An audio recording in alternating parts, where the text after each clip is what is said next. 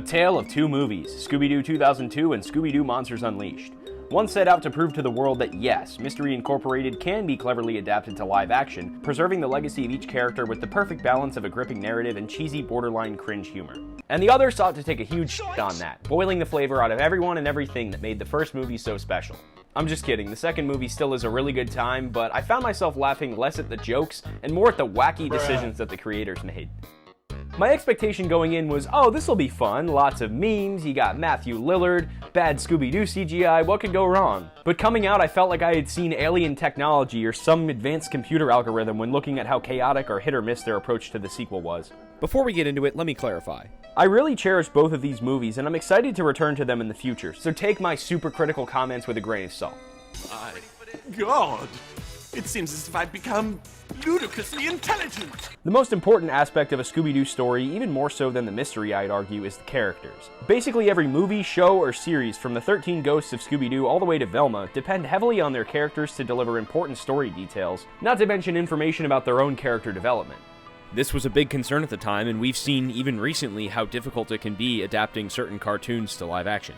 I thought they did a great job in Scooby-Doo 2002, preserving the roles and essence of each character with only a slight modern touch. And when I say modern touch, I don't mean referencing TikTok or Uber or Taco Bell. It's the year 2023, damn it, we're supposed to know cringe when we see it. I'm talking about fitting as much about the characters into a new setting as reasonably possible. For instance, Shaggy and Scooby maintain their basic traits, but they fully realize their role as the identity and the glue that holds everyone together. Even if this wasn't the original plan for these two guys, it's not that far of a stretch and it makes them feel more purposeful and fleshed out. Keeping it real. Velma, Fred, and Daphne all have their own problems in this movie, and again, they aren't the biggest or most absurd issues in the world, but it fleshes each of them out just a tiny bit more. It forces Fred to be a little obnoxious, but at least he develops into less of a jerk by the end of the movie. In fact, most major plot points of this movie revolve around meeting new characters or resolving conflicts between existing characters. Mystery Inc. is able to interact and overcome problems like normal people, making them each relatable in their own ways. We've all had moments of feeling discouraged or incapable, or moments where somebody else took credit for our hard work. Now, if you compare it to the second movie, things are handled a little differently. First of all, these are not the same characters that we've seen in the previous movie. I mean, just look at Fred's hair. Nah, but seriously, most of the plot points of Monsters Unleashed revolve around finding some special item or going to some special place. The MacGuffin, if you will. Fred pretty much reverts back to himself from the beginning of the first movie, a little arrogant but funny at times, and Velma and Daphne are extremely one-dimensional. I mean, no one was winning any awards for the first movie, but at least they did more than just lame karate and cheeky one-liners. I think this is probably a good time to mention that this movie's screenplay was written by James Gunn. So you can look at it as almost like the first steps to later movies that he's worked on, like The Suicide Squad and Guardians of the Galaxy. And he's done a better job developing groups of characters in more recent movies, but it's no small task, and it's no wonder why the characters feel a little bit flatter in the second movie, considering they had a quarter of the budget and only 2 years to put it together. I think the costume designs also suffered a little bit. In the first movie, each character wore a very close match to their iconic outfits, but with a realistic touch for the early 2000s. Shaggy's washed out shirt, Daphne's 70s inspired fashion, I mean, I guess they all were 70s inspired fashion. In the second movie, everybody looks like they're wearing costumes, especially Fred. Seriously, that has to be a wig. Every color is brighter and everyone just feels less gritty and more cartoony. And maybe that's exactly what they were going for. I mean, Monsters Unleashed included a never-before-seen clubhouse that looks like something straight out of Lazy Town. While I was watching this movie, I couldn't help but think back to the grip that the first movie had on me, you know? Compared to how lame I felt watching Orange Girl say something mean and then Blue Guy gets mad and Scooby snacks. Yeah, I don't think it's a secret that this movie was aimed more towards the younger side of the Scooby-Doo audience. Like the villain, the masked guy, I forget his name, he wasn't really menacing at all. They introduce him in the beginning of the movie. He appears at Mystery Inc.'s museum for, like, monster costumes that they've taken off of people. I felt like every time he came on screen, they wanted me to go, "Ah, it's the masked figure!" But in reality, I was just kind of like, oh god, not this guy again, shut the fuck up already. He brings the pterodactyl ghost to life and then steals a few costumes and then just flies away and laughs menacingly, and yeah. The gang pretty much concludes that it has to be Old Man Jeremiah Wickles, so they go to pay him a visit and the movie is underway. Also, can this movie please get a song other than the main Scooby-Doo theme song? I swear, if it's an action scene, then it's just sped up, like... I mean, seriously, my only other option is Bon Jovi.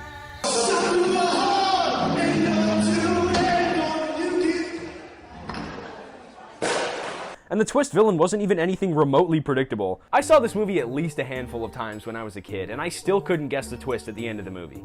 It was pretty hard to top Scrappy-Doo from the first movie though. I mean, that was just so perfectly executed, especially since the fan base has only grown more hatred towards that guy over the years. The slow unfolding of the villain's plot helped deliver the ridiculousness of that reveal, while the sequel takes the easier approach of throwing red herrings at you left and right and occasionally telling you to rule out a suspect. They just make it way too complicated, and the story lacks the necessary beats to string the viewer along. I swear, it's like nothing between the first 5 minutes and the last 5 minutes of this movie matters at all. And I get it, it's a comedy, and I will admit that I did laugh at a lot of this movie, but after a while I just got so tired of the pointless side characters and side plots that really didn't do anything major for the story in the end. Like, I will never not laugh out loud when Fred says, "I think Coolsville sucks." No! Don't record that! It would have been better if it was like a running joke or something, like imagine if a monster at the end of the movie said, "Oh, you're Fred, you're the guy who thinks that Coolsville sucks." Something so small can enhance a joke so much. But if you really can't add anything to fix it, then you could try subtracting something. Like, instead of making the reporter evil for no reason, just take her out and leave room to develop Ben, or Old Man Wickles, Jacob Jacobo, or any of the other main characters. Maybe it was just the acting, or maybe it was the premise as a whole, but I was not sold on this villain at all. Jacob Jacobo and Randomonium? They're just extremely dumb names, and I wish they had just led with the classic villains instead. I'm not a textbook expert on the original Scooby-Doo series, but when they tried something similar in Cyber Chase, bringing back old monsters with a new twist, I was super excited. They show off some reanimated villains in the beginning of this movie, but it's caught in a sea of too many new and uninteresting characters. Nobody cares about this reporter. She's annoying and that's about it. Nobody cares about this Ben guy. He's just a love interest for Velma that only serves to confuse movie viewers. Mommy? And when it comes to the actual payoff, there's no real way to guess the identity of the masked figure because every time you try to guess, the movie slaps you on the wrist. It can't be Ben because he helped the gang out. It can't be the reporter because she was there when the masked figure first appeared. It can't be Jacob Jacobo because he's dead. And it can't be Wickles because Shaggy and Scooby directly asked him about it. So who is the identity of the masked figure, you ask? It was the reporter. But wait, how could the reporter have been reporting on the ground floor and the masked figure be on top of the building? Well, the reporter inside of the masked figure's costume is actually Jacob Jacobo in disguise. Bet you didn't see that one coming. So Jacob Jacobo is actually alive? And there's two Heather Jasper Howes, one being a regular old news reporter and one being an old man in a mask. And no one from the news agency at the very least noticed or thought to say anything, and Ben just has anger issues for some reason, and the news agency just hates Mystery Inc. I mean, seriously, who the hell is this guy? Of course, it all makes so much sense. It was on the tip of my tongue the entire time. Despite both of these movies being written, directed, and produced by the exact same people, it's kind of shocking how different they are. The first feels like a wholesome family adaptation of the series, more of a what if Scooby-Doo was real life, filled to the brim with adult references for parents and fart jokes for the kids. But the second feels more like what if we lived in Scooby-Doo's world, losing a sense of realism for a more accurate adaptation, leading to a cleaner and more contained vibe. But this isn't necessarily a bad thing. Like I mentioned at the start of the video, whenever this movie tried to take itself too seriously, I couldn't help but just burst out laughing. My initial reaction after finishing Monsters Unleashed was that I was never going to come back to that movie, but after finishing this video, I think it's only right to watch both movies back to back. Like the yin and yang, like the abrasive side of a sponge versus the soft, cushy other side of the sponge. Even if you love or hate both movies, it's astonishing to see what each of them accomplished. Wait, Buff Shaggy was in Monsters Unleashed? Never mind, it looks like we have a clear winner. Check out my pecs, little man.